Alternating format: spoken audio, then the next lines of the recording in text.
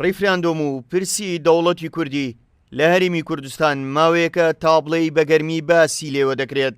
بەشێک لەلایەنەکان ئێستا ئەو پرسە بە موزایەدەی سیاسی دەبین و بەشێکی تر دەڵێن دۆخەکە گونجاوە، ئەگەر پەلە نەکرێت خەبات و قوربانی چەند ساڵەمان بەهەدەر دەڕوات. یەکێتی نیشتیمانی کە پێش هەموو لایەنەکانی تری کوردستان بڕوای بە مافی چارەی خۆنووسین و دەوڵەتی کوردیە بووە.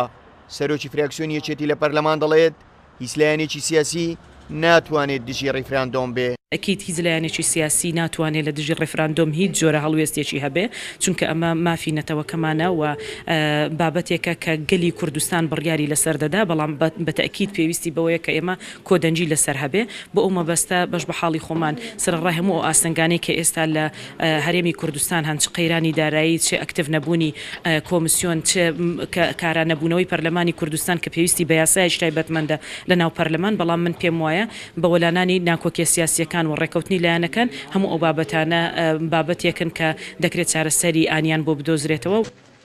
بۆ چەند مانجێک دەچێت ترازانی سیاسی لە هەرێمی کوردستان ڕووی داوە. لایەنە سیاسیەکانی کوردستان ئامادەنین تەنانەت بەیەکەوەش دابنیشن. ئەندامێکی ئەنجومەنی کارژێڕی حزبی زەحمەتکێشانی کوردستان دەڵێت پێش هەموو شتێک دەبێت کورد نێو ماڵی خۆی ڕێک بخاتەوە، ئەو کات باس لە ڕیفراندۆم بکات. ڕیفراندۆم پرۆسەیەکی سیاسی گەورەیە، نابێ بکرێتە قوربانی ململانێ سیاسیەکان.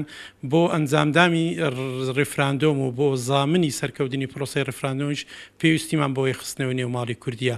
بەبێ یەخستنەوەی نێوماڵی کوردی بەبێ خیتابێکی یەکگرت و پێمان وایە ڕیفراندۆم دەرەنجامەیەکی ئەو تۆی نابێت. لە دوای هاتنی تیرۆرستانی داعش و ئازادکردنەوەی سنوورەکانی کوردستان، پرسی ڕیفراندۆم بۆتە باسێکی گەرمی شەقامی کوردی و سەرمێزی سیاسیەکانی کورد. بەڵام بەشێک لەلایەنەکانی کوردستان مەرجیان بۆ ئەنجامدانی ڕیفراندۆم هەیە و داوا دەکەن ڕیفراندۆم لە هەموو هەرێمی کوردستان بە ناوچە دابڕێنراوەکانیشەوە بەیەکەوە ئەنجام بدرێت. ڕیفراندۆم دەوڵەتێکی سربەخۆی دیموکراسی بۆ کورد دروست بکات. دۆخی کوردستان ئێستا تابڵێ ئاڵۆزە، لایەنە سیاسیەکان هەریەکە و لە بەرەیەکن. گیرفانی هاوڵاتیان یاریێمی کوردستانیش بەتاڵە، کەچی باس لە ڕیفراندۆم دەکرێت.